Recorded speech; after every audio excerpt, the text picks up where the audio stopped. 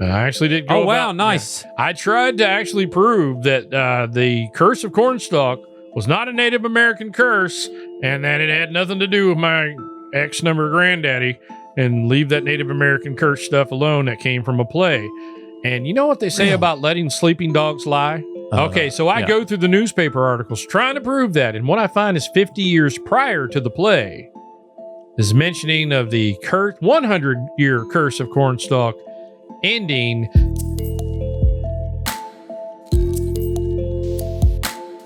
Welcome to Creepalachia. We're going to dive into heavy cryptids, UFOs, aliens. You told me you were searching for some type of bat, or what was it you were searching for yesterday when I texted? Oh yeah. What was it? You told me. Let me look here so I get it right.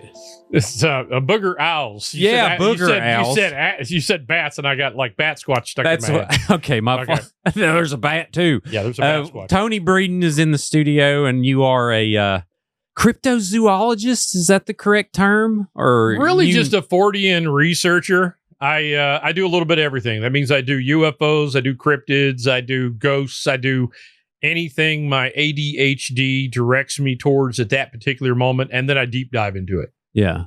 So. It's a year-round thing, right? It ain't just, October, this is what you're going to do. No. I do this all the time, every day, out loud. Awesome. So where'd you grow up? I grew up mostly in Charleston.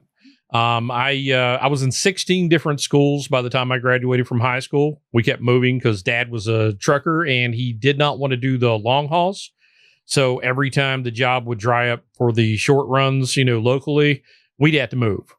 So, mostly in Charleston, West Virginia, but up and down the eastern seaboard. So. Awesome. When did you start to have this, I don't know, would you call it an obsession? I mean, it's a healthy obsession to me. It's a fun obsession, but when did you start diving into this world of lore? My weird psychosis, I usually blame it on, my mother says I was weird from the beginning. My Aunt Sharon helped me make my first book. It was about dinosaurs, and it was like made with those brads and everything, lovingly illustrated in crayon. I had a blast with that. So I was always interested in dinosaurs and weird stuff, but I really blame my fourth or fifth? It was fifth grade English teacher, because she decided that every week we had to research something, and we had to give both a written and an oral report. And I'm like, about what? Because I'd been all over the planet, and I was interested in nothing school had to offer at that point, because I was a little bit above the grade curve. That's just, I also got beat up a lot. Because, if you're really smart, you got glasses, you're the new kid in every school, what happens immediately? You become the shiny penny that everybody wants to pick up and pick on. So, basically, I asked her what I was allowed to do, and she's like, "Well, anything you want." And I was like, "Well, bats." I'm like, "Yeah, okay. Piranha, okay, yeah. Bigfoot, sure. Flying saucers, pterodactyls, all right, yeah, okay." And it just got weirder, and every week the kids learned to pay attention, because whatever it was going to be weird. That's great. And you're a published author. How many books have you wrote? Like 1,000? I started looking at the list, and I was like, "Hang on." And I lost count. 1,001, actually. 1,001. No. Perfect. Let's see. It's is it 12 now? Yeah. This latest one, the newest one, the Book of the Grafton Monster, will be number 12. It's almost done. I'm in the middle of finishing all my permissions, so that's super fun. And I've got a bunch behind that coming too. So heck yeah. Well, do you have a certain process? How do you pick your topics? Is it like, well, I really want to learn about this? Well, I started off just writing sci-fi. That's what I wanted to write. I wanted to write the kind of stories that the 10-year-old boy in me wanted to see as a movie. And I grew up in the 80s, right? So I grew up when Ray Harryhausen was still doing stop motion animation for like Clash of the Titans. George Lucas had Industrial Light and Magic. Steven Spielberg didn't hate everybody yet. Right. So it was a great time to be alive. And I remember there was a library that had like some sort of a monster workshop for a week. And you got to watch like The Empire Strikes Back, and you got to build a monster out of found objects and all this other neat stuff. But they also did a making of The Empire Strikes Back. And that's kind of me in a nutshell. I'm the guy who I love the monster stories, but I also kind of want to get in there, see what makes things tick. That's who I am as a person. What was your question? Just how do you pick a topic? Oh, how do I pick a topic? Or do you do I have a dartboard of doom. Right? No, I really just, I come about everything honestly. I started off writing sci-fi, and then like the first book, Johnny Came Home, had like, it's about kids who develop superpowers in a fictional town in West Virginia. Kind of book I want to see as a movie, you know, and action-packed from start to finish. And it had like a crash flying saucer in the shadow of a church steeple, because that scene actually occurs in the book. And because people knew I was a mountain preacher, and I have my hair up right now, but the hair usually gives that away. You know, I was just like, people would approach my booth and go, what do we do if aliens visit the White House? What if they land? What do we do? And I'm like, run, you fool. What are you talking about? No, should we baptize them? I'm like, that's your concern?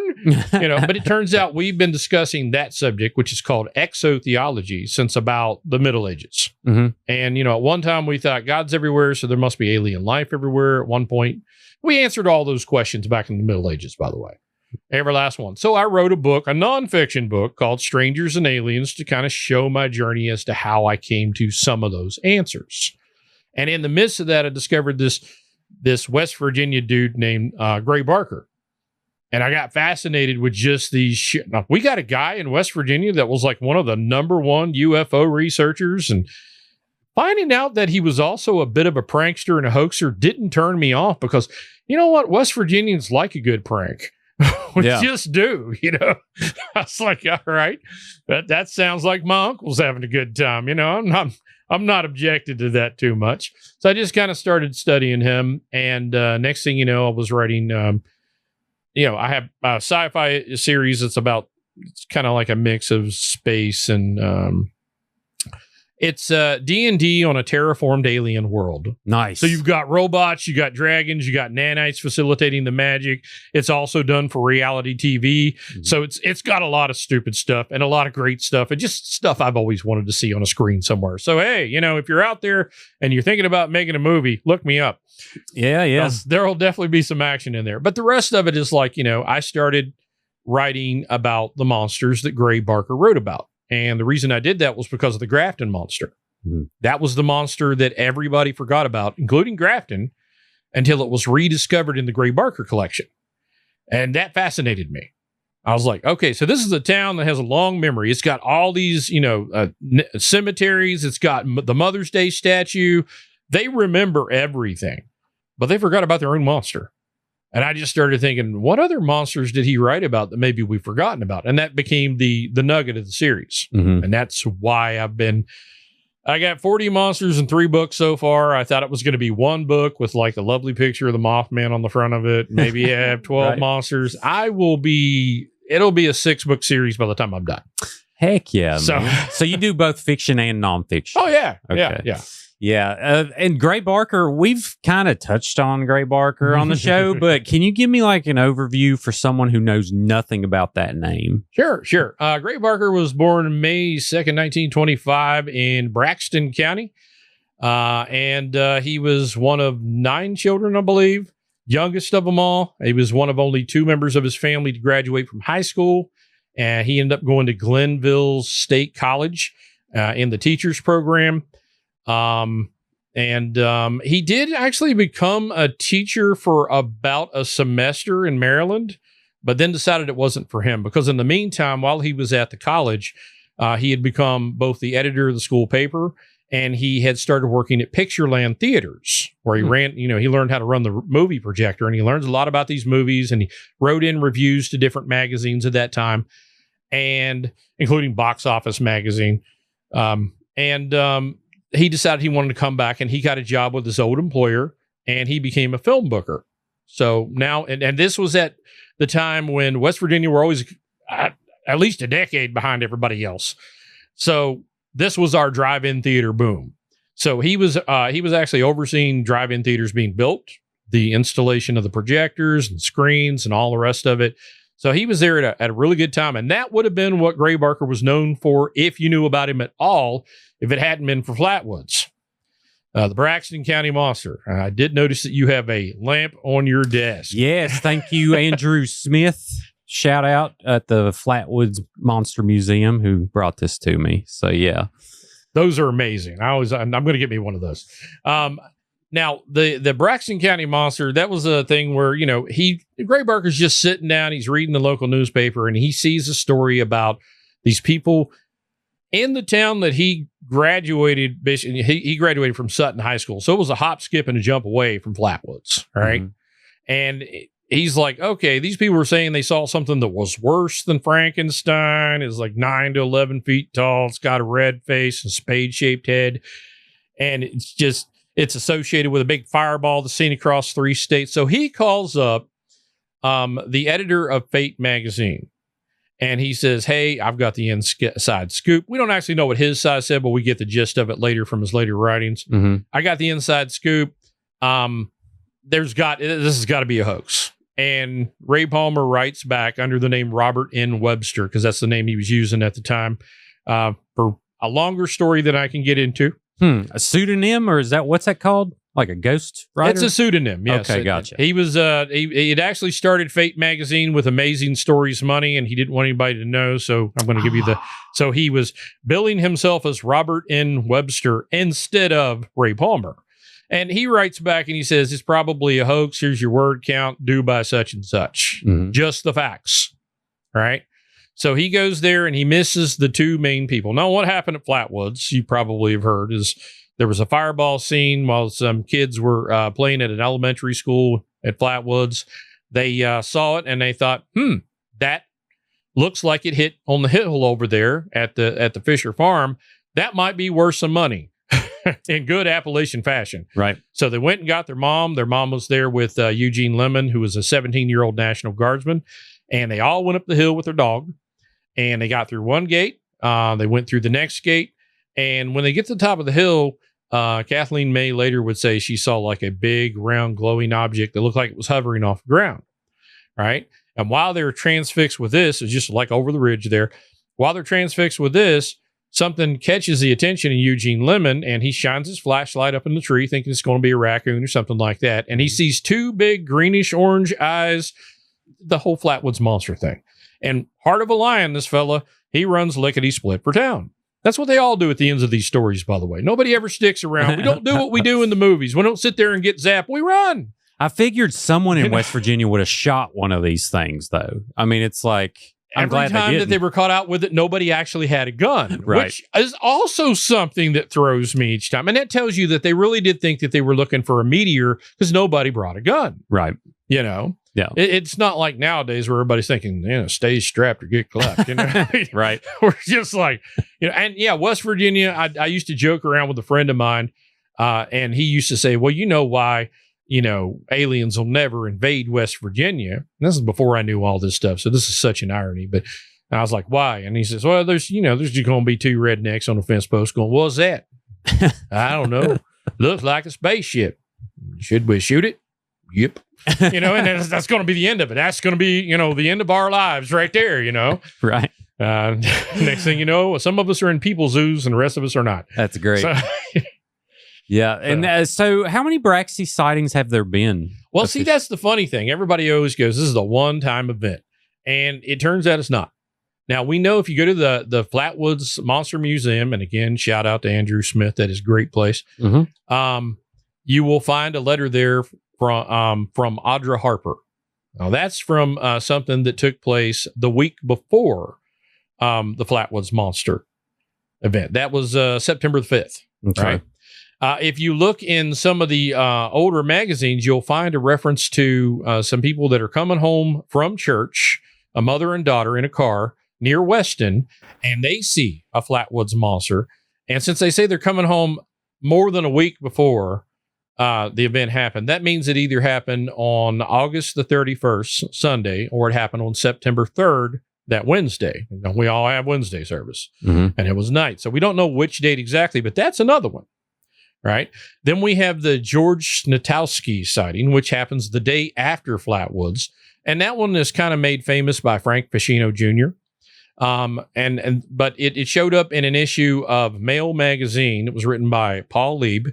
And it talks about how George and Edith Snatowski are driving around Frametown, and the car, dies, and he's trying to fix it and whatnot. They get their baby in the car too.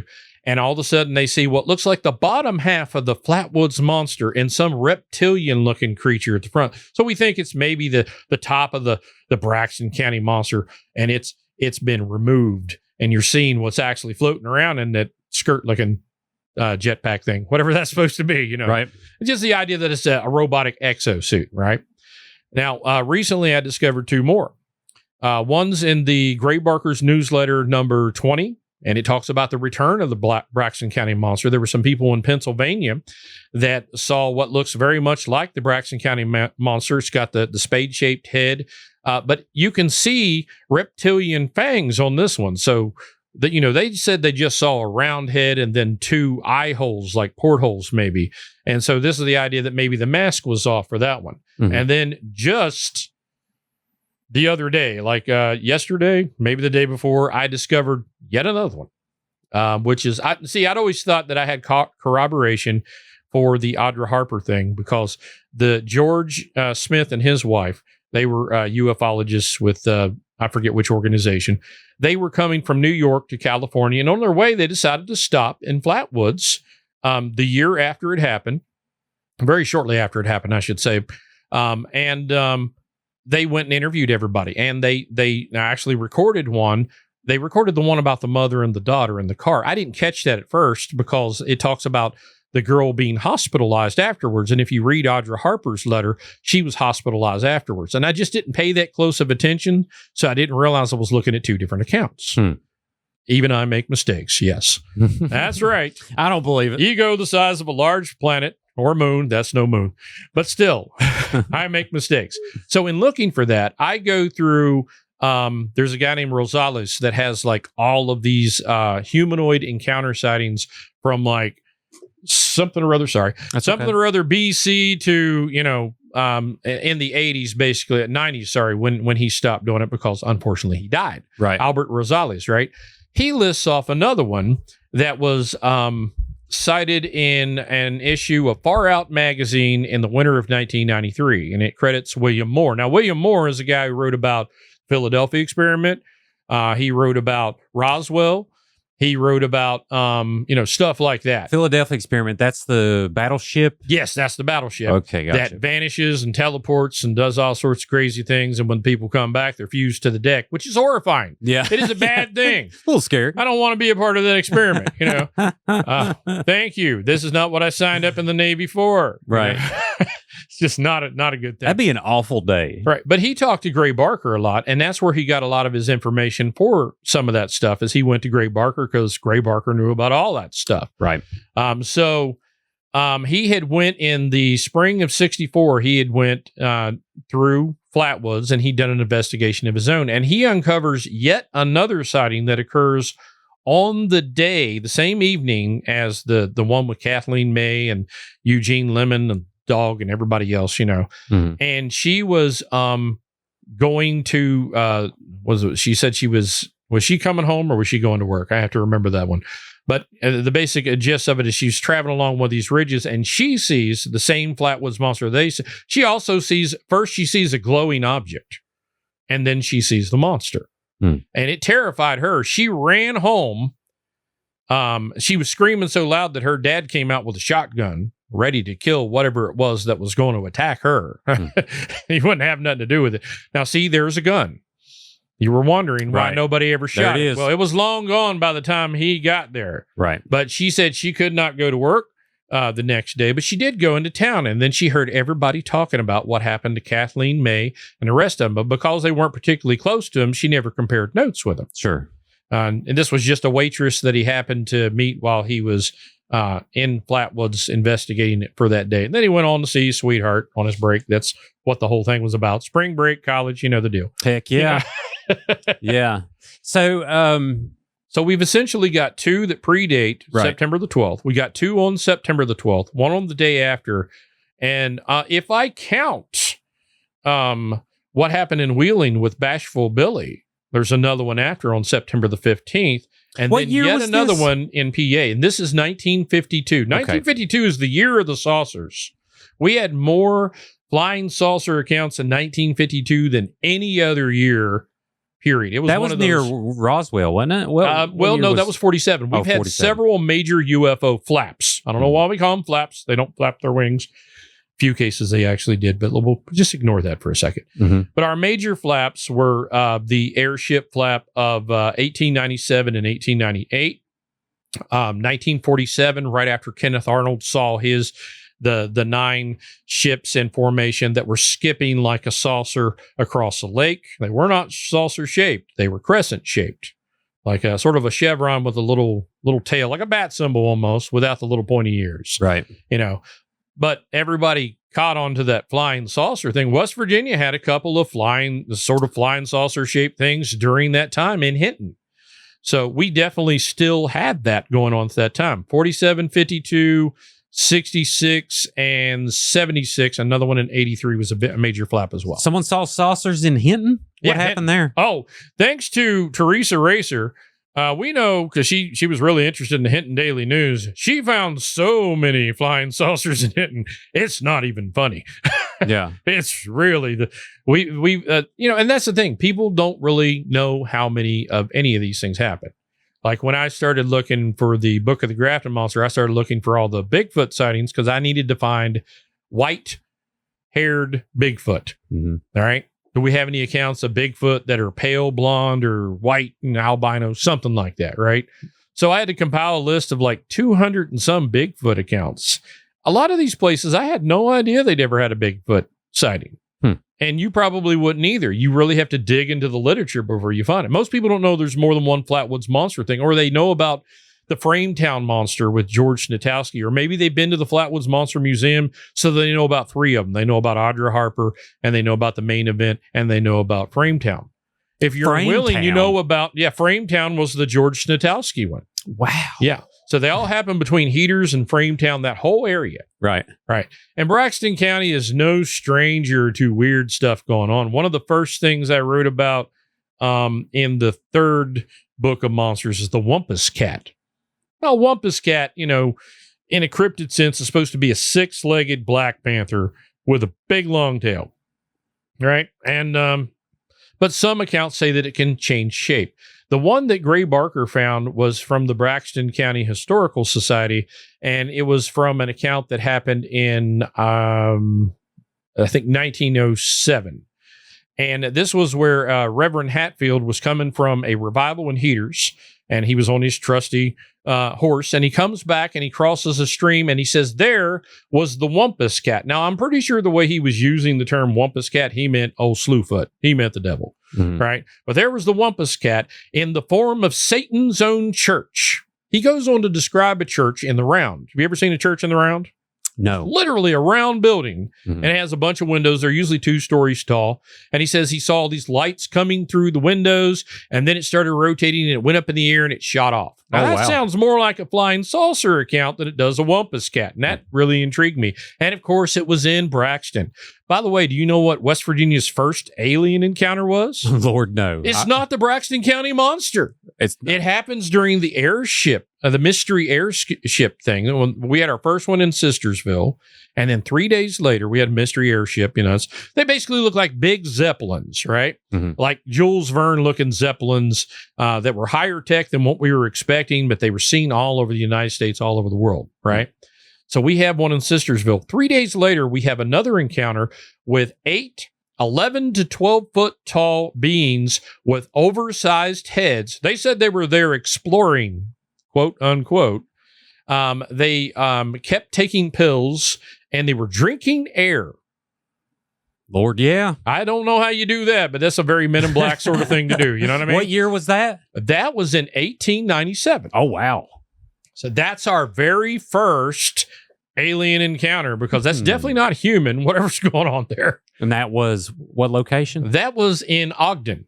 Okay. I had to think about that for a half second. Wow. There's a lot rattling around up here. You know how some people say that they have like a mind palace or something? I'll usually say I have a storehouse of useless information, but it does in fact look like the storehouse at the end of the Raiders of the Lost Ark. Right. Okay. There's a lot going on in there. I may not necessarily know where it's all at once, but it's there. Just don't open it up because we'll all melt.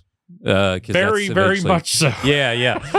No, I've already learned 37 things I have never known about West Virginia. So this is amazing. But you mentioned something in passing. Gray Barker was a trickster. Did he have some video or photos that were debunked, or what do you mean? Like, what exactly happened? There's a couple of different things that you could go with Gray Barker being a trickster. The first and foremost is the one he's most famous for. But to kind of set that up, I should talk about some of the pranks that he really just played on. Him and his buddy Jim Moseley had two rival magazines. No one knew they were best friends. So they came up with a fake rivalry to sell more magazine publications. Brilliant. Right? With more subscriptions because, oh my goodness, you're not going to believe what he said about you this time, Gray. Well, I'll have you. So Gray would do things like he would take a picture of Jim Moseley, accuse him of being a secret Air Force agent, and like cut and paste him onto the White Sands Laboratory to kind of prove the point. And he actually found a guy who coincidentally was an Air Force agent named James Moseley that was not that James Moseley. And he played with that. And, James Moseley would come back and he'd say, well, he was behind the whole Men in Black thing with Bender. Now, you know about the Men in Black and somewhat. And yeah, the basics. Right. So after the Flatwoods Monster, that got the attention of a guy named Albert Bender. And he had an organization called the International Flying Saucer Bureau, which is a great name, by the way. And it was actually international. They had people in New Zealand, Australia, France, Britain, Canada. We're going to count Canada, right? Okay. Yeah. We're going to count Canada. Canadian friends that you have that are listeners out there, I'm counting them. Don't nobody come down on Perfect. I'm counting them this time. It's like IHOP, but not pancakes. Aliens. Sort of. Okay, yeah, gotcha. It's like Temu America. Gotcha. Perfect. Okay. Team America? I'm not going to go with that. But anyway, and then of course the United States, and they had them in all 48 states, and there was only 48 at the time, and the District of Columbia.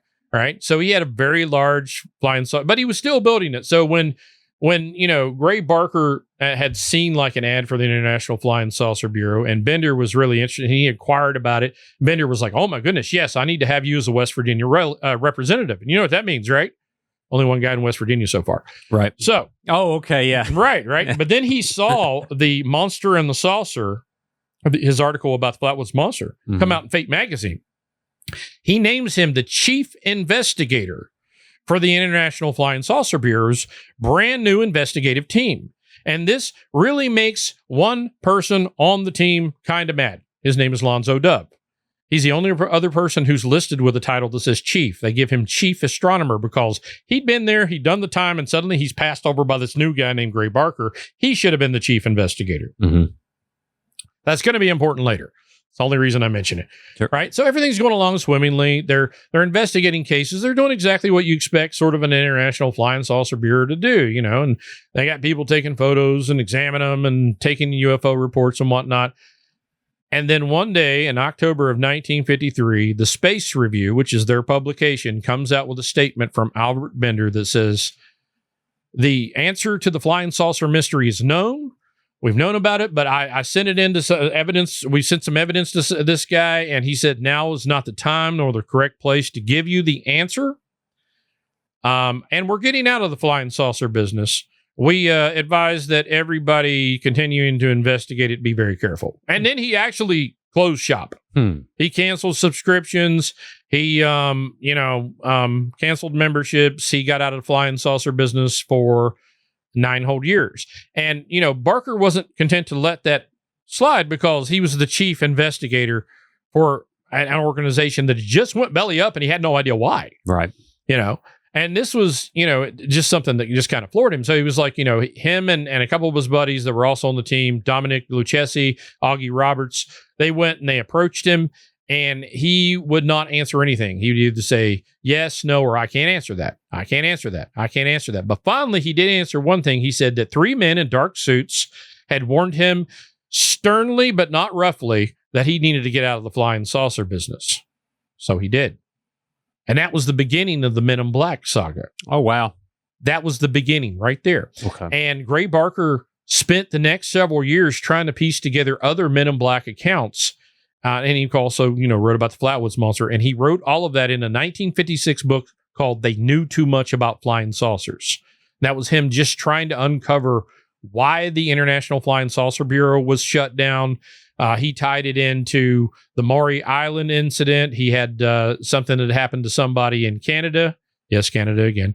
And somebody in New Zealand. And, he just tried to tie all these different things together to suggest that maybe there was an organization out there that was trying to shut up people that were trying to research the mystery of the flying saucers. So the birth of the Men in Black has ties to Appalachia? It does. Wow. Does very much so.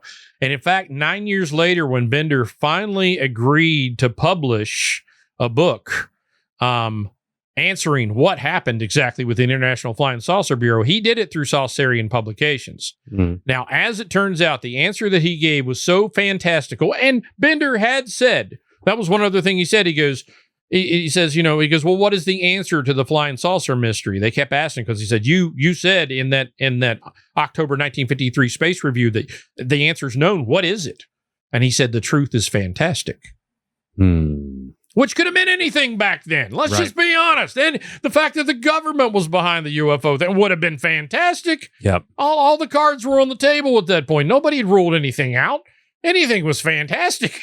I didn't realize it went way deeper than Roswell. I always just thought, well, that was when it started. No. It kind of started with Kenneth Arnold, but again, if you count the 1897 airship mystery, it goes back further than that. And of course, ancient alien theorists will suggest even more than that.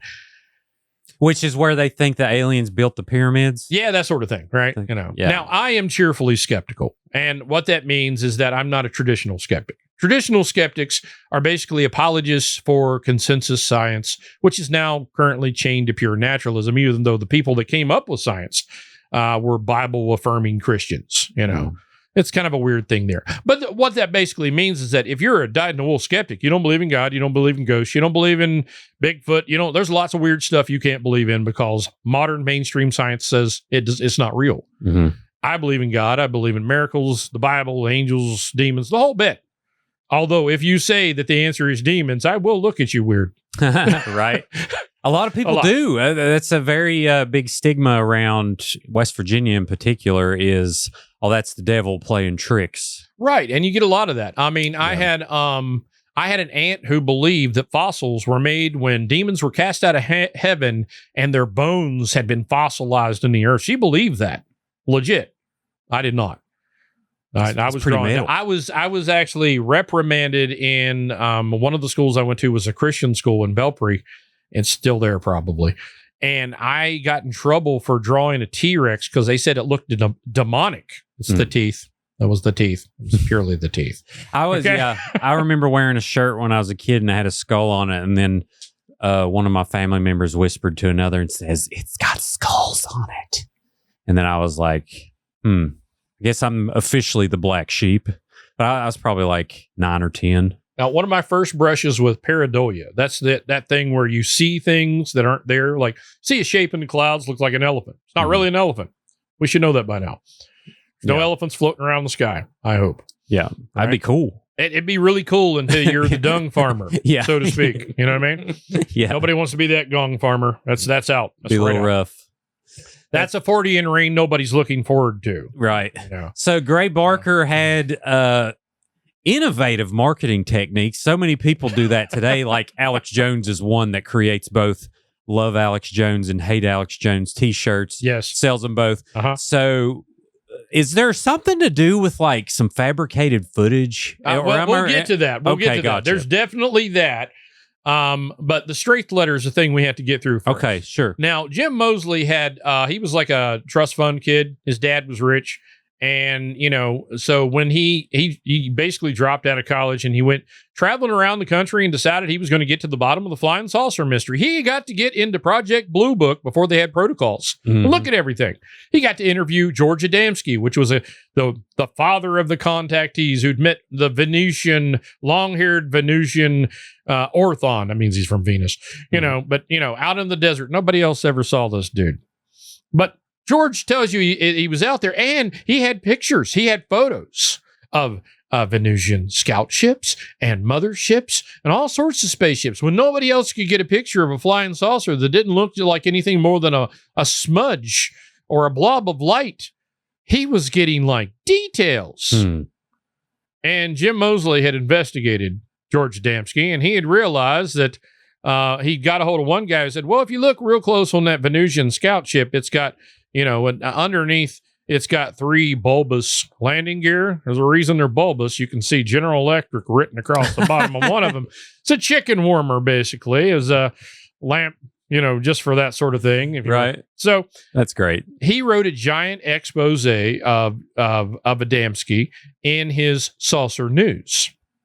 And the Saucerian, which is Gray Barker's magazine, vehemently and righteously defended George Adamski. How dare you? He's for that Earth theory of saucers. He don't even believe in flying saucers. That Jim Moseley dude is nuts.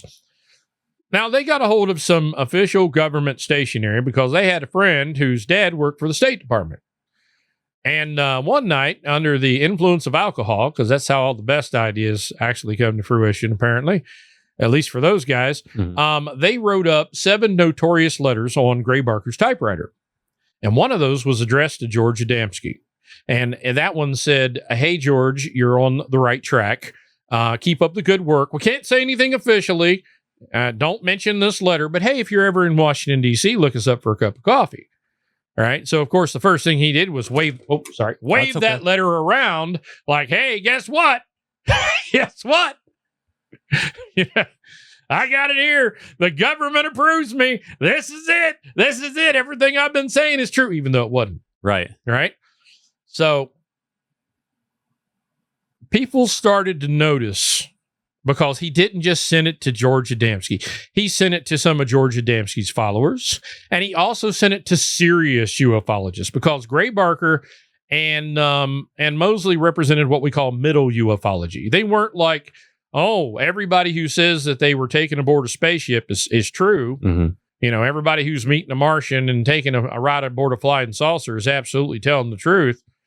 And they weren't like, no, that's not happening. They were saying those people deserve a listen to, but you really need to put on your thinking cap after that. Sure. Gray Barker had this thing where he'd say something weird and strange happens to people. Their later stories aren't very believable. So He tended to believe the first one, maybe, but after that, he was like, if you're continuing to have repeated visitations with people, that's probably not true, right? Somebody eventually noticed that it was the same typewriter. That was Lonzo Dove. Remember me mentioning that dude? And Lonzo Dove wrote up a big expose of Gray Barker. He wrote the straight letter. Unfortunately, the magazine that he was trying to publish it in was Saucer News. And Jim Moseley was in on that, and he didn't want burned because back then the misuse of government stationery came with not only a giant fine, but jail time. Because you could start a war that way. Oh, wow. Right? Yeah. Yeah, that's that true. was official government stationery, Yeah. So he buried that. Lonzo Dove wasn't content. He wrote to the State Department, and he writes a letter that shows, here's all the upstrokes on Barker's his typewriter keyboard. Here's all the downstrokes. Here's ones with notches in it. Here's ones that go to the left. Here's ones, a detailed map, a fingerprint of Gray Barker's typewriter. He did it. Now the State Department turns it over to the FBI. They say, what do you want to do? And they said, send him an attaboy, but we don't want any more to do with Lonzo Dove. He's kind of a prat. Just, I don't want any more. Yeah. You can see what kind of person that is. I don't want to deal with him anymore, but send him an attaboy, Sure. And they visit Gray Barker. Now, he doesn't get jailed. They just ask him some questions. But according to Jim Moseley, Barker smashed that typewriter and deposited it in a construction site somewhere in Clarksburg, West Virginia. Never to be seen again. And nobody knew what really happened there, except possibly Lonzo Dove was pretty sure of it, But nobody really knew what happened about that until Gray Barker died. Now, things progressed and went along, and, Barker had a tendency to pull pranks, and they usually had something to do with his business, right? Now, one of them, you mentioned a film. Yeah. Moseley was going on the UFO lecture tour. And he had a competitor, a really big competitor, and he needed an edge over that guy. So they decided they would make a flying saucer film. Oh, nice. In Lost Creek, right? So one of them gets a fishing pole, and they put like a clay model with boogie on the end of it. And one of them's pointing at it, and the other one's driving the truck. And they were saying that, the reason this has to be authentic because look how amateurish this is and how they can't keep it in the frame, et cetera. That's because the truck is bouncing down the road. And that was at Lost Creek. Yeah. And it did. It worked. It got him into the lecture circuit over the other guy that he was trying to get over on.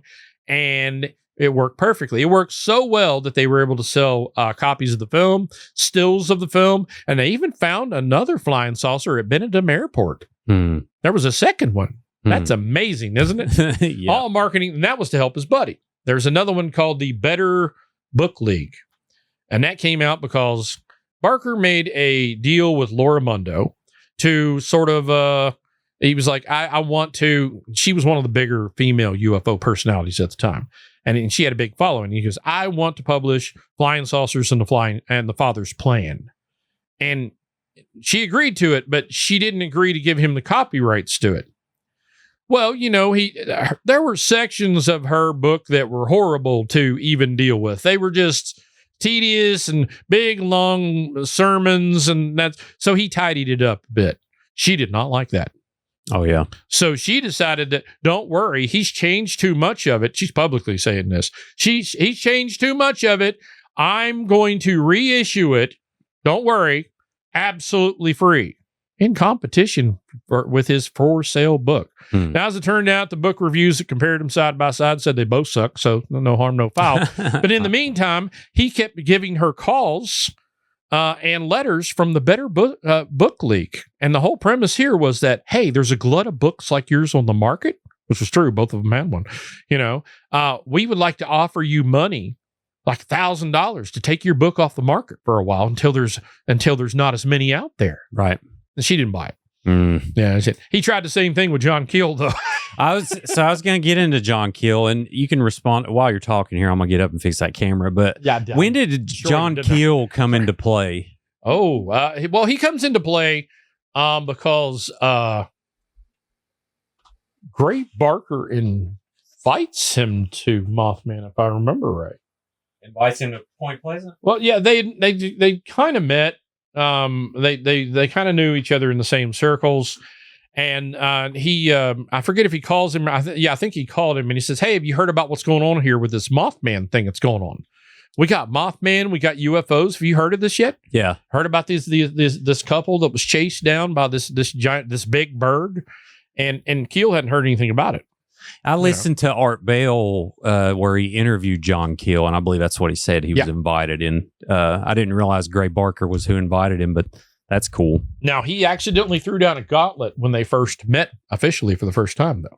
He arrives, and they're both there, and John Keel looks at Gray Barker. Gray Barker looks at John Keel, and John Keel goes, I see you left your black suit at home. Oh, nice. That's fun. Yeah.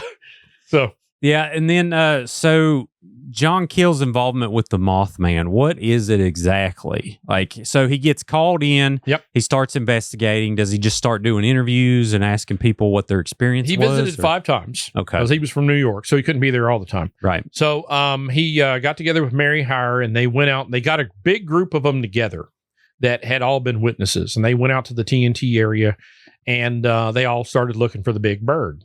And they didn't find the big bird, but as they were leaving, Connie Carpenter starts saying that she says, "Oh, those eyes, I saw those eyes." And she was sick and faint and, and weakened as it was, and, he went in to look and he didn't see anything himself. And, they called it the birdhouse at the time, the North Power Plant. Oh, okay. And when he's in there, when he comes out, the rest of them, including a sheriff and a deputy, are saying they saw something off in the weeds.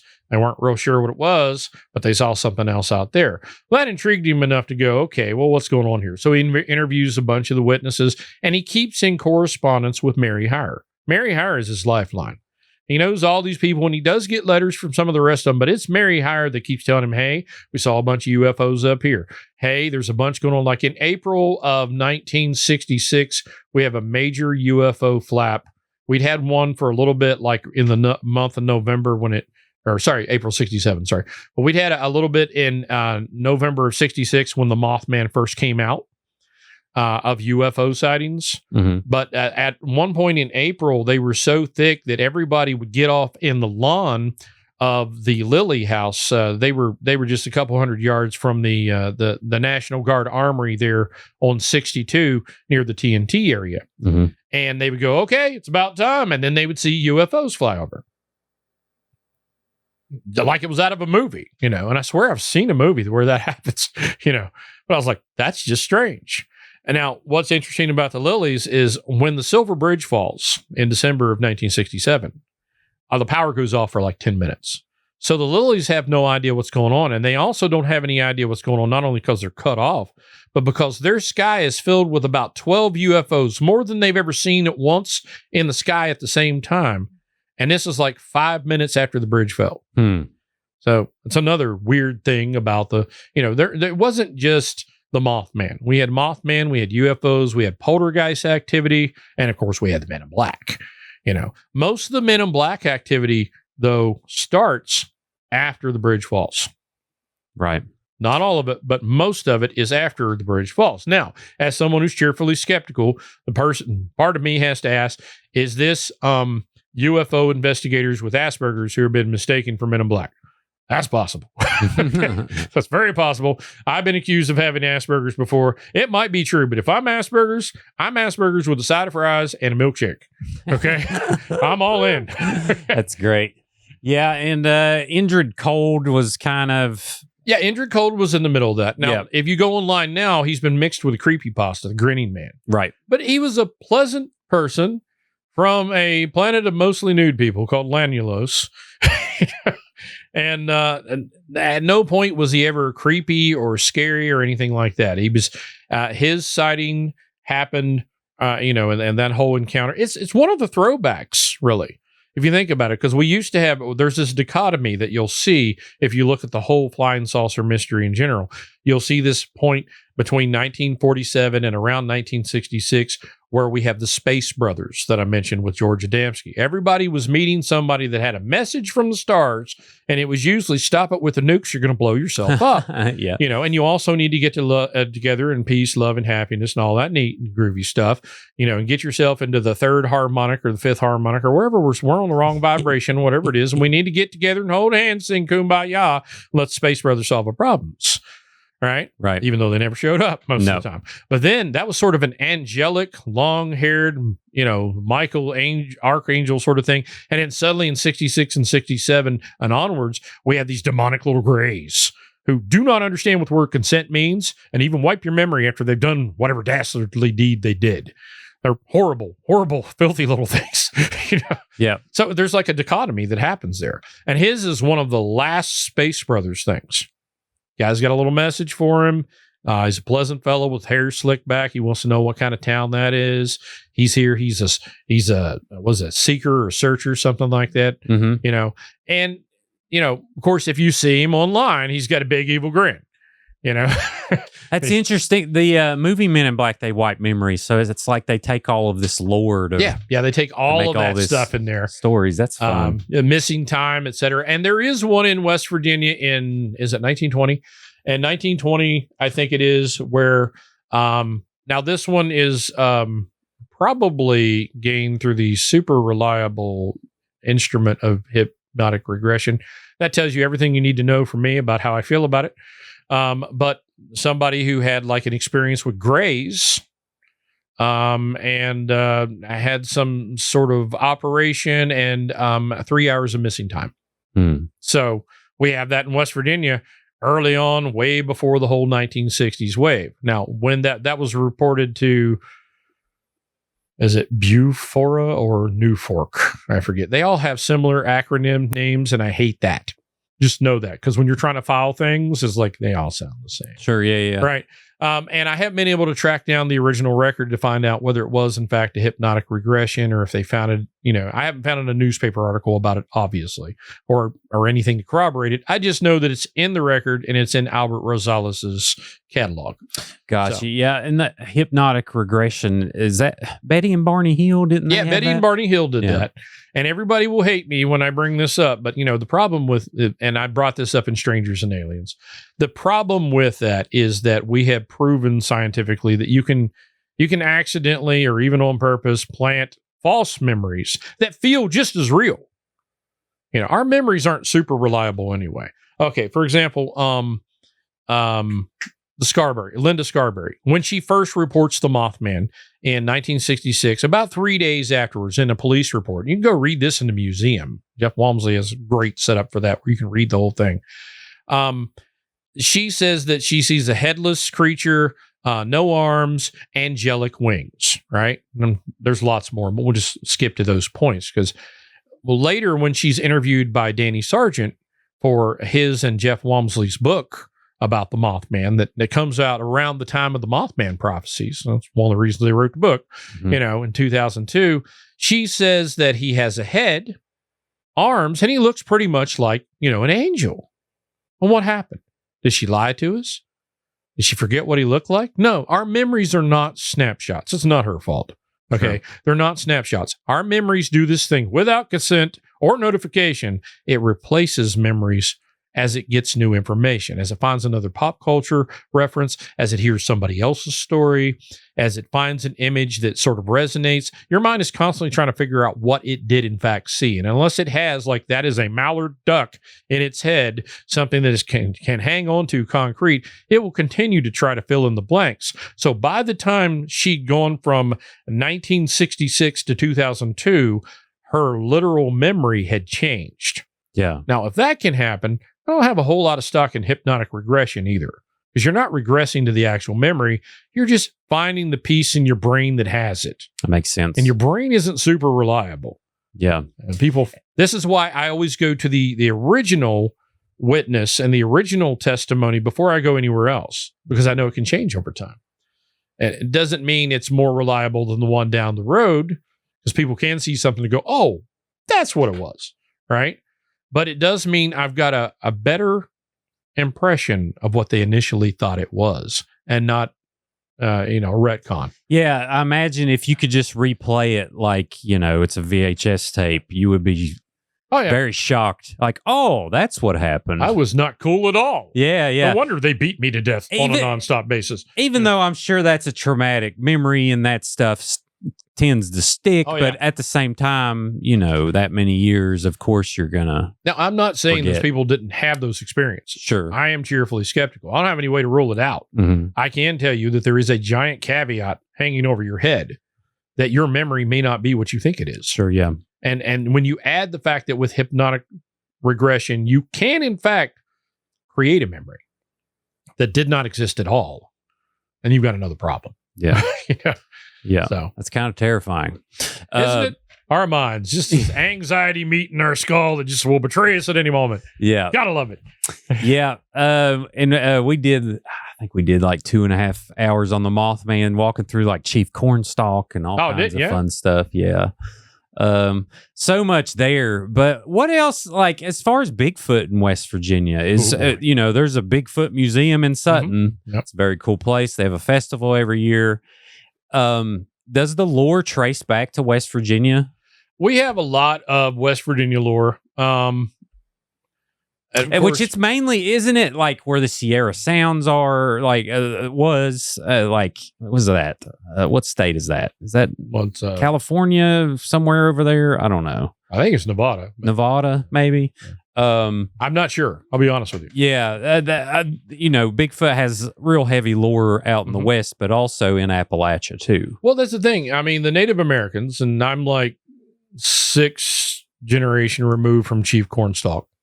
I actually did go. Oh, wow, nice. I tried to actually prove that the curse of Cornstalk was not a Native American curse, and that it had nothing to do with my X number granddaddy, and leave that Native American curse stuff alone that came from a play.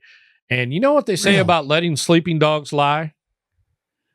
Okay, so I go through the newspaper articles trying to prove that, and what I find is 50 years prior to the play is mentioning of the 100-year curse of Cornstalk ending, and now we can finally enter into an age of prosperity. Okay. So that means it's not bad. Now, the wording is probably from the play, because the dude was shot 7 times, and there's no way he gives a giant monologue, at that that'd moment, be pretty epic. Right. If Daniel I do believe that his final words, because before they burst in, were that, it's good that we die together. Great spirit, meant that we were supposed to be here. Let's die with honor. I believe that's probably something like what he said. That makes sense. So your effort to debunk the curse actually reaffirmed the curse. Reaffirmed it, yeah. And but I did discover that it may not have been Cornstalk who actually cast the curse. Now, by the way, do you want to know why it's a 200-year curse by the time it's done? I mean, yeah. On the 120th anniversary of I believe it's either the Battle of Point Pleasant or the curse or the death of Cornstalk, one of the two. I can't remember right off the top of my head. Keep meaning to look that up and forgetting. It's written down somewhere in one of my books. There you go. Yeah. But on the 120th TonyBreedenBooks.com. That's right, TonyBreedenBooks.com. On the 120th anniversary of of one of those two events within the 3-year period, they saw an orb of light by the monument, the Cornstalk Monument, which at that time was by the courthouse before they moved it to 2 Indy Way Park, right? And they took that. This is in the newspaper article. They took that to mean that old Cornstalk wasn't done with them yet. And I'm like, wow, that's tough, Yeah. In fact, they don't believe it actually ended until that guy walked into the courthouse strapped down with dynamite and blew up that corner that the Cornstalk Monument used to sit on. He blew up himself, the spouse that he was having an argument with, and that entire wing of the brand new built, jail there, which that's why they had moved Cornstalk's bones from the courthouse to 2 Indy Way, was to make room for the new addition. Just like they moved him originally from the road that he was on because they wanted to build that road there. Yeah. And moved him to the... Imagine your words being so powerful that they just linger around a couple hundred years until the internet's here. But it may not have been his. Well, it may have been an Appalachian woman scorned. Right. See, the newspapers mentioned, first I found a reference to Cornstalk's dusky maiden lover. And I was like, what does that mean? This definitely sounds like something that sounds sketch nowadays and maybe meant something. And it did. It just meant literally somebody he was related to, that he was affectionate towards. Later, I find a reference to Elenipsico's wife. Now, Elenipsico died with Cornstalk. That was his son, right? And then finally, I find I'd found a reference to the dusky maiden lover casting herself from Fisher's Hill once she heard of the death of her father-in-law and his son. And finally, I was able to connect it to Elenipsico's wife, heard about her husband dying and her father-in-law dying, cast the curse, and threw herself from the hill to seal it with her own blood. So that sounds like an Appalachian woman's story. I do not mess with granny witches or anything like that. I'm not superstitious. I just don't. Sure, yeah. Women around here, they've watched all those murder mysteries and the true crime stuff. They'll never find your body, man. They did it, but you'll never find that body. They also can cure the croup. With random ingredients in the pantry. But yeah, well, I've had witches on the show. I mean, I'm here to listen. That's what I'm here to do. Yeah, that was one of the things that I was. What was our question before? Bigfoot. Trace back to West Virginia. So, we've always had legends of big hairy guys in the forest. And that's always been a part of the Shawnee and Cherokee culture that was around here. We also had, there was a smaller sort of creatures that came along with Bigfoot. They were 4 foot high, that sort of thing. We've always had that sort of thing. But it was in the 1960s, the early 1960s, that we really had a rash of Bigfoot sightings in West Virginia, but we didn't know what to call them. Because we didn't really have a good, solid West Virginia name, and we didn't have a good, solid Native American. Bigfoot was something that happened over there in the Pacific Northwest. This was pre-Patterson Gimlin film? Very. Yeah. So this was, and that would come about here soon, but in the meantime, they needed to call it something, so they said, hey, the Braxton County Monster is back, and he's changed his form, and he's moved somewhere else. So they started calling it the Other Braxton County Monster, and it was a series of Bigfoot sightings that happened in West Virginia. I think I covered that one in the 3rd book of monsters. But literally, we have Charles Priestley in Pocahontas County. We have one in a guy from Clave County, Stover. There's one up near Cheat Lake. There's one in Marion County. Everywhere but Braxton County, by the way. Everywhere, literally, but Braxton County, we would have all these Bigfoot sightings. And we just didn't have any word for it at the time. So we've always had that sort of thing. And if you go back, I have stuff that's even earlier than those Bigfoot sightings in West Virginia. We've always had them. Now, the problem is it's inconsistent. There are some counties that have never reported a Bigfoot that I know full well probably have some, because every county around them has a Bigfoot sighting. So you're like, well, what happens to those? Well, they're just not, nobody's asking, nobody's reporting.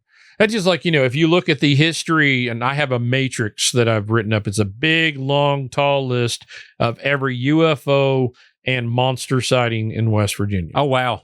Yeah, it's huge. I need to get that map. Yeah, it's Put it on the wall. It's very big. And, chronologically listening, you notice that it ends somewhere around the 90s. And you're like, why is it ended around the 90s? Because I know people have seen stuff since then. Right. It's because a fellow named Gray Barker is no longer here to collect those stories. Because at that time, if you had something weird going on, you would call up Gray Barker. Say, hey, the guy that, and Jennings Frederick is like, vegetable man. Hey, I've seen a vegetable man. I've seen a vegetable creature. Just called a vegetable creature in the beginning. Would you like to hear more about it? Absolutely, I would. He reads in his local newspaper that somebody has seen some 9 foot tall, 4 foot wide white creature with no head in Grafton. And he's like, he calls that guy up and says, hey, can you tell me some more about it? Absolutely, I can. Because people they wanted to know if they had something weird, they would send it to Gray Barker. Yeah. Now, you will see the skeptics, the dyed-in-the-wool skeptics say, oh, they're sending this stuff to a known hoaxer. Nobody knew Gray Barker was a hoaxer. And by and large, if you look at his body of work, he wrote so much. He wrote the Chasing the Flying Saucers column for Chasing the Flying Saucers magazine from 57 to 62, and then revived it again in UFO Report Review. I forget which one. It was Mr.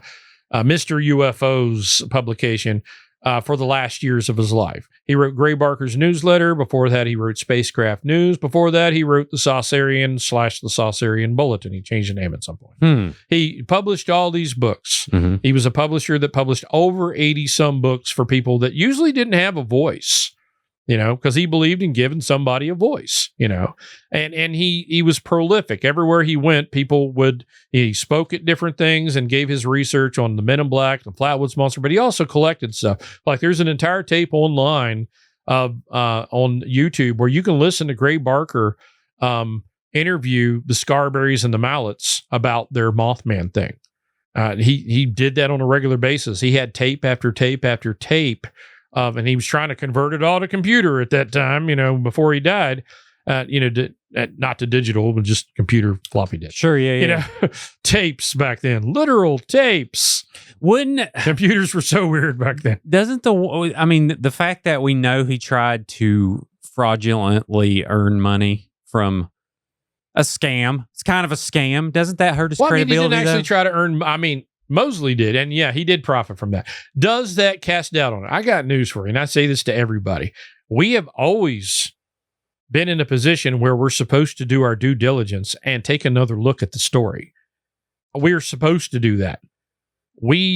But so many times we just take it and go, okay, yeah, I've heard this story here. That must be true. Well, you want to trust people. I don't. I grew up in the 80s. I'm Gen X. I don't trust anybody. Ollie North, I can't recall. Of course you can't recall. You're going to get in trouble if you do. Preachers that fell is like, what was I supposed to do? So you were supposed to not do that. I know what you're talking about. What is that? Your Iran-Contra? Iran-Contra. Yeah, it was a big deal back then. Challenger, Iran-Contra. Everybody was lying to me. Didn't matter. Preachers, politicians, didn't matter who they were. That's the way to be. The way to be. But you hear stuff like this and you're like, oh, I want it to be true. Yeah, you do. You do want it to be true. So you have to do your due diligence. Sure. In Barker's case, we're aware that we have to do it. That's the only difference.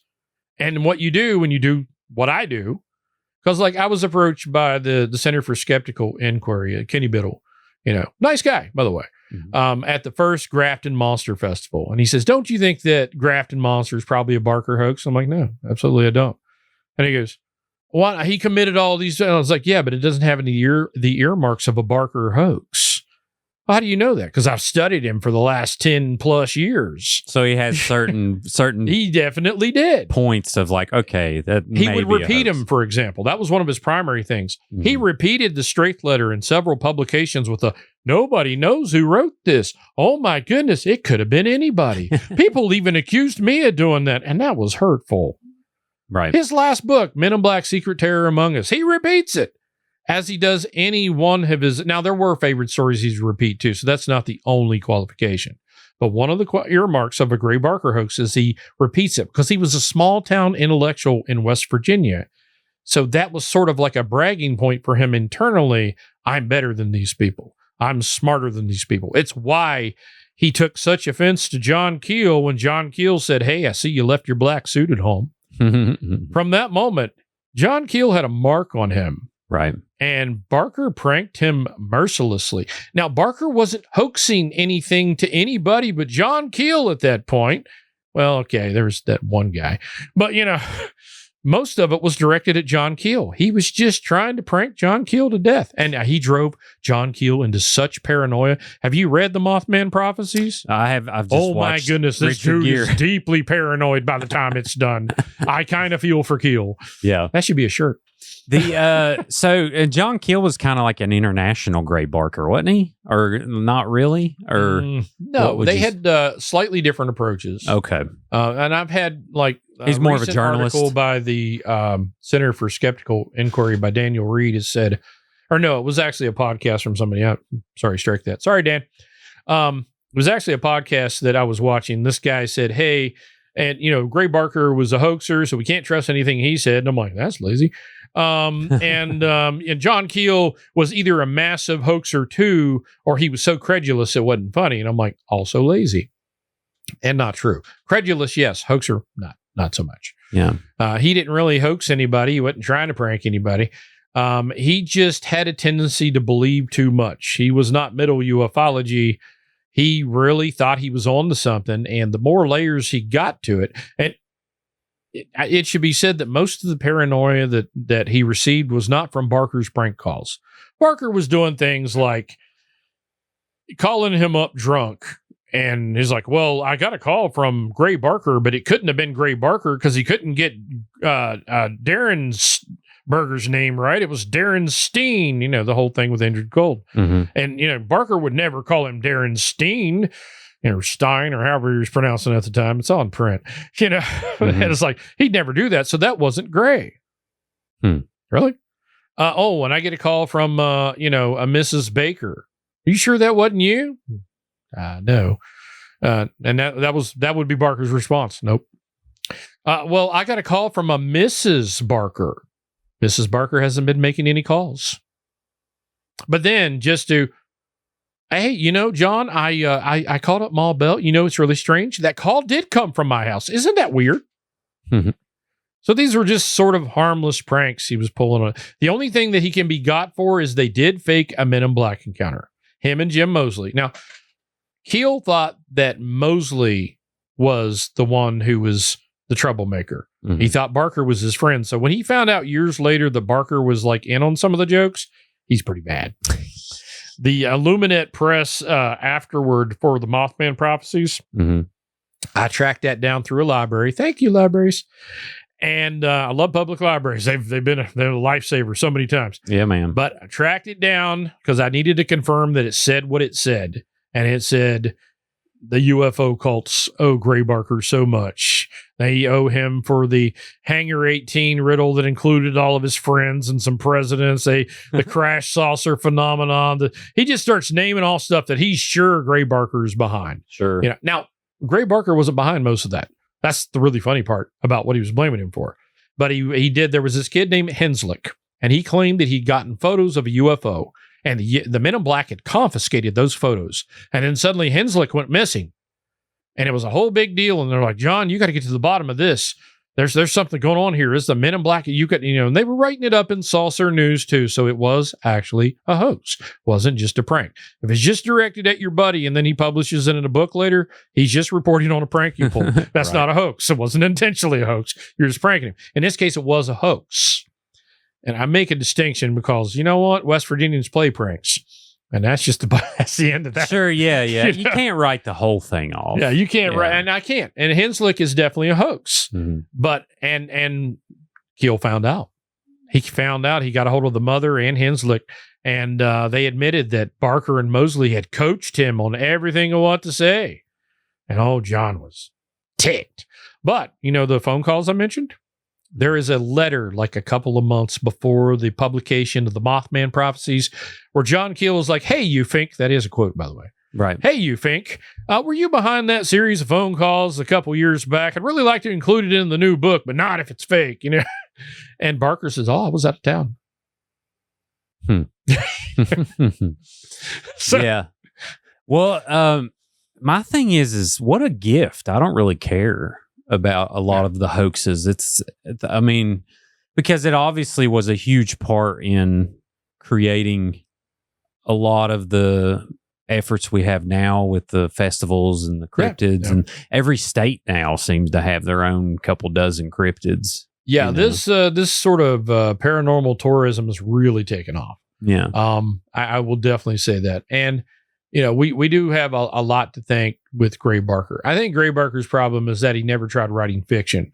Because that's how I vent off that's why I'm not pranking you people now. He didn't classify, like it'd been cool to do the prank, but say, hey, right, this is fiction. And he did occasionally try his hand at fiction. But, and he was that's the thing about Barker, though. His Chasing the Flying Saucers column was super popular because he could tell the story without the dry facts that the serious ufologists would robotically deliver. Have you read some of these old magazines? They make toast look wet. Pretty intense. It's so bad. Yeah. It's like, oh my God. The dust is coming through the digital page. This is, man, I'm pretty sure they included that to begin with for authenticity. It was just, but he would tell the same story. He wouldn't really miss any of the facts. He wouldn't change any of the facts. He would just tell it in a more entertaining way than the last guy did. Sure. And that to me is something that we should be doing. This is kind of what we do now when we present stuff now to the public. Now, has it resulted in some people accidentally changing the story here and there? Absolutely. Sure. One of my pet peeves about the Grafton Monster is all these books, podcasts, and videos that say things like, "The Grafton Monster lumbered across the road." I'm like, I don't know about you, but I'm picturing Jurassic Park with a big lump. It didn't happen, though. It didn't move. He did. He put his foot on the gas and he went lickety-split for town. He went mock Jesus and he was done. Okay. Right. But it did not move. And it's like, so when we get little things like that, we've changed the story. So now, instead of like, okay, there was a flat spot and he saw some damaged bushes and stuff and grass near the riverbank, well, that tells us what direction that it probably left in. Whereas the story that you just heard a second ago has it crossing the road and going in the completely opposite direction, apparently into a cliff face covered in dense brush, because I don't know where it went from there. Because I've seen that side of the road. Yeah. It's a cliff wall here. It's a bank, or, the Tigert River over here. There's no way for it to do what they said it did. I still need to visit. And I want to hear you say Grafton and say it right, though. Grafton. You got to really Grafton. There you go. Let's go. We was gonna go to Grafton this summer, but shoot got canceled. But we're definitely gonna make it over there. Well, I'm on the Grafton Monster Festival board, so we're having. I think you were who we were gonna try and talk to you when we went. Oh, yeah. Adra. Okay. Yeah. So we'll definitely holler at you. Well, I love the lore. I'm curious about your personal experience. What are your best cases of evidence that you've ever found? Is there a couple that come to mind? Well, some of the things that have come to mind have been interesting. I'm always, like I said, cheerfully skeptical. Like, don't talk to me about Haunted Lake Shawnee if you like that lore, that sort of thing. Okay. Right. I'm usually just trying to find, like I said before, I'm just as much into the movie as I am to the making of the movie. Mm-hmm. And if I get that Scooby-Doo moment where I can pull the mask off, I'm happy. I'm also happy if I don't know the answer. And I'm like, well, okay, I'm not God. I knew that. Ego aside. And there's still some wonder in the world. Here's my top 5 possibilities, Sure. Things that have, made me think they're definitely real. The Grafton Monster's got something to it, I will say that. I've managed to come up with at least 12 possible explanations for it that don't involve a hand cart and a bunch of boxes, although I do take a shot at that. Right. And I give it the best possible, the best possible, go as I can. But, I tend to learn a lot through all that stuff. Veggie Man, not as much, but I love Veggie Man. And if there is one of Jenny Frederick's various adventures that is true, it's Veggie Man. Jenny Frederick had more than one encounters. That's what I'm gonna. There was a three-toed Bigfoot. There was a giant entity that was kind of like the Great Gazoo off the Flintstones called Zarkon. Oh, so this dude just kept seeing stuff. Yeah, he kept seeing stuff. His mother had seen something. Idra Fredericks had seen a devil-like entity come out of the bottom of a spacecraft, and it was collecting plant samples. And she did what anybody would do at that time with no gun. She ran to her bedroom and hid under the covers. And she did not come out till it was gone. Nice. So she was definitely convinced that thing existed, whatever it was, And then, of course, he had some Men in Black encounters and this and that. But the thing that he wrote Gray Barker about first was Vegetable Man. And Vegetable Man, if you follow Gray Barker's dictum, it's that they do encounter something weird does happen. Their later stories aren't very believable. It's... Sure. The more and more they have, the less likely it is that they're having. I mean, seriously, is there a Star Wars cantina in Reevesville, West Virginia? I need to know. I will go and find it. Yeah, I love the tentacles that suck the plasma out of the dude's arm. That's a fun time. Yeah, it's like little needles. Yeah. And that is very reminiscent of Invasion of the Saucer Men. And John Keel pointed that out. In an issue in the letters column of Saucer News. He goes, it's very interesting. These aliens look a whole lot like that. Now, here's the thing, though. Does that mean that it's fake, or is it our minds trying to comprehend what we saw? Because our minds tend to try and problem solve it and fill in the blanks. And if our mind doesn't know what we're looking at, sometimes it has a tendency to fill in the blanks with pop culture references and that sort of thing. So it's possible he didn't see what he thought he saw. Right. But he just, his mind goes, this is the closest I can find. Subliminally thought about the movie he watched. Right. And didn't realize it. Exactly. And, that I think happens a lot. And Dyed-in-the-Wool skeptic will say, well, see, he just got it off of that.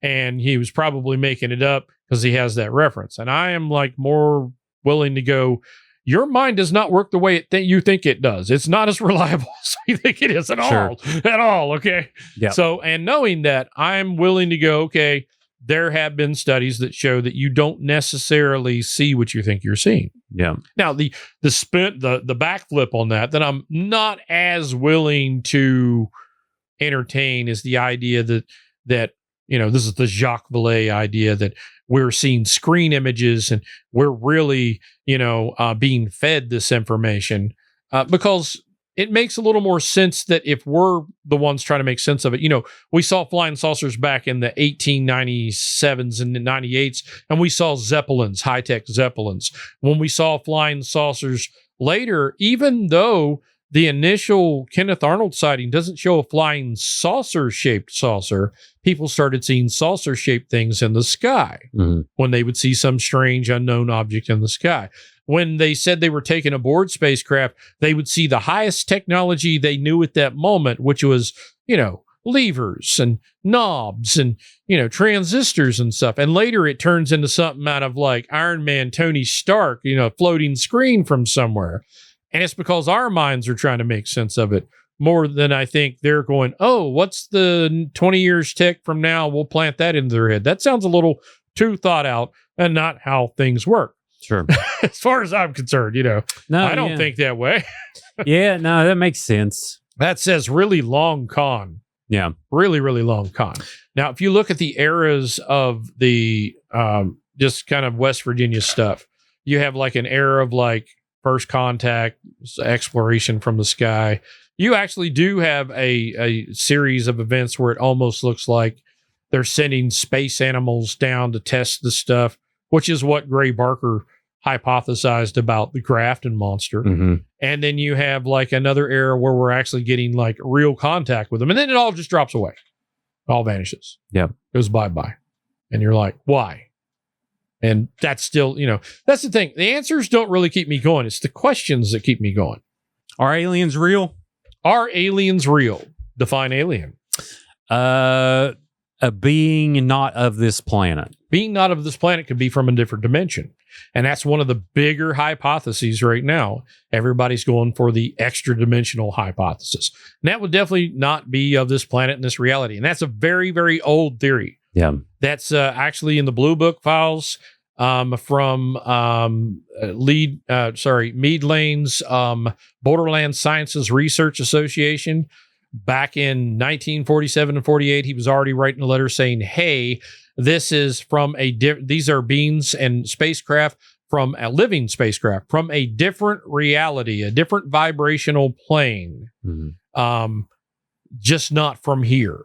Their Venus doesn't look like our Venus. Right. Really just saying extra dimensions before we had terminology to talk about it. So it's fascinating just how many of the old theories are there from the beginning. Yeah, I love it. Bob Lazar. You believe him? Bob Lazar, I'm interested to see where the rest of the story goes. There has been some information that's come out now through the UFO sort of hearings that we've had that he's getting exonerated now. But I'm also the guy that goes, we've been here before. Having studied the history of the whole UFO phenomenon, I even know that UAP was an early term they used to try and replace flying saucers with, but were stupid enough to call their project before Blue Book Project Saucer. Now, if you're trying to replace a term, you don't use the term in your main project's name. Sure. That's stupid. Doesn't work out that way. So they've been doing this for a while, and each time it's some sort of defector from the Air Force or from Air Force intelligence, and they come along and they say, here, we're about to give disclosure. This is going to be the answer. And then nothing happens. Absolutely nothing. Zero. What is that line from Firefly? Nothing plus nothing times a nothing. Carry the nothing. Hold on. What is that?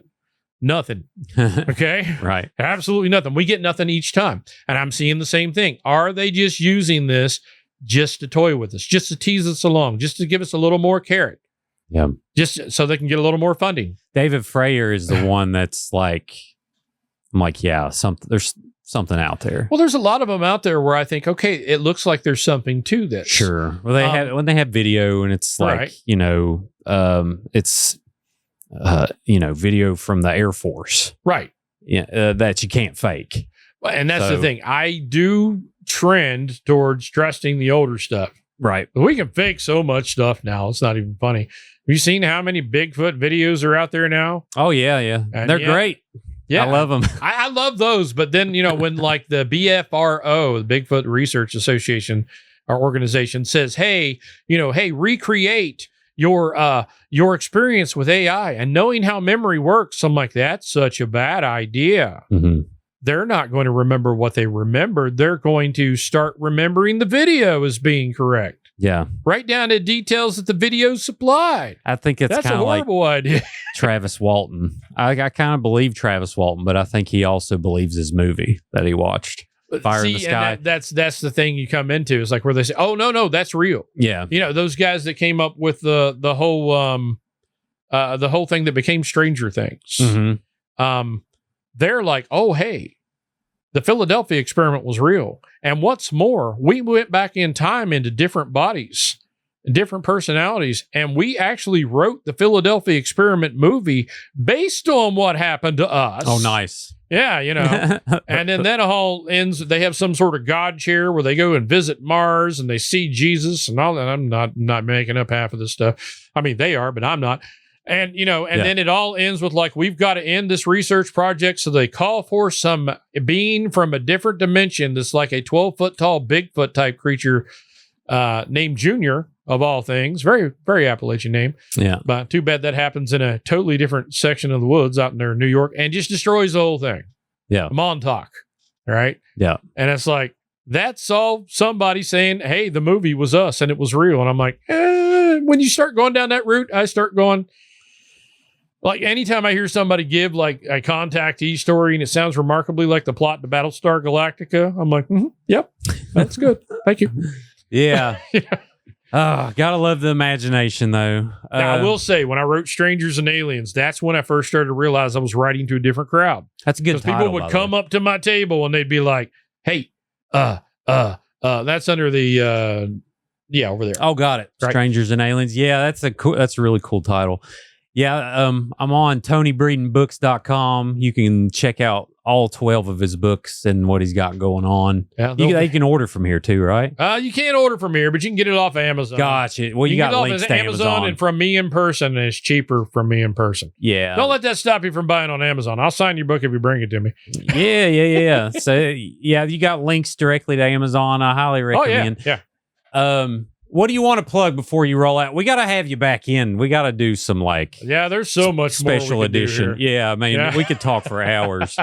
I'm going to just have to be like, okay, we're going to talk, X, and then we'll just break it down for 3 hours and just do different volumes, kind of like your books are. Well, we may do each book or something there's 40 different weirdos for my people, in the 3-book series currently, and there will probably be 70 some by the time we're done. Man, that's crazy. Yeah, I love it. The next book has like the vampire with the iron teeth, the Jersey Devil, the Men in Black, the Hungry Hotel Room, all sorts of neat and groovy stuff. I'm starting with Gray Barker's Book of Monsters, Volume 1. I'll be reading this on the porch. You start. That's easing into it. Yeah. I'm pumped. I appreciate it. Did you do audio versions? I haven't done that. I promised everybody that I will do that this winter. That is the plan. And I did a survey at the cons and everybody's like, we need to hear you do it. And I'm like, that's a mistake. You've heard me. Okay, I'll do it. Yeah.